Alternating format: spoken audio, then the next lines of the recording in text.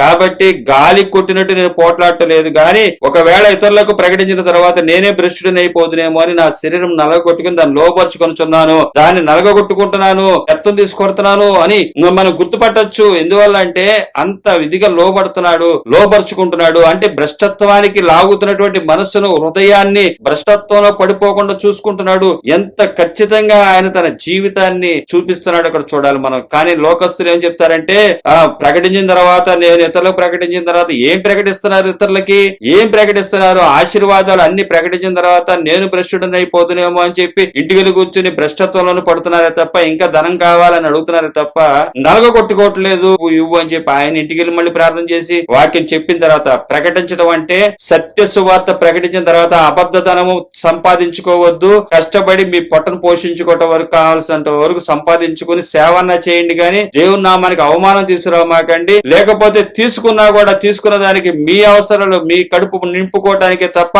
మీ కోరికలు తీర్చుకోవటానికి మాత్రం చెయ్యమాకండి ఇక్కడ వాక్యం చెప్తుంది. కొరింథీయులకు రాసిన మొదటి 9వ అధ్యాయం 27వ వచనం.